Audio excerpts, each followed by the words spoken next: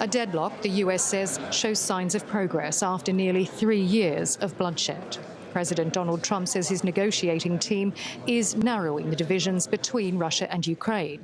Trump spoke personally to Volodymyr Zelensky in a phone call on Monday. We had a long discussion, and things are seemingly going well, but we've been saying that for a long time, and it's a difficult one.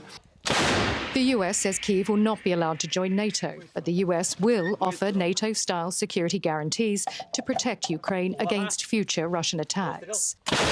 The Ukrainian president wants the commitment to mimic Article 5 of the North Atlantic Treaty, including a US-led ceasefire monitoring mechanism.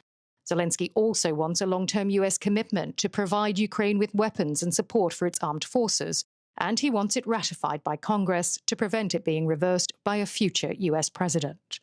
But while the US has agreed to some security guarantees, there is still a lot that remains unclear. Well, Article 5 is famous for what I call the backdoor clause in it, where nations decide themselves what they will provide if Article 5 is invoked to protect a member. So really, nations don't necessarily put on the table what they will provide in any given situation. So there's still going to be a lot of ambiguity in this for Zelensky and for Putin. To secure US support, Zelensky has already signed a deal to share Ukraine's rare earth minerals. The US is also proposing a special economic zone in areas on the front line in Donbass, which would allow US companies to operate and would act as a demilitarized buffer zone between Ukrainian and Russian forces.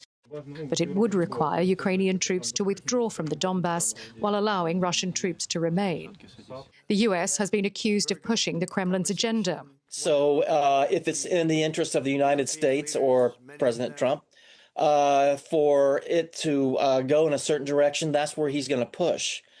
Right now, it seems to me, he's pushing for a deal.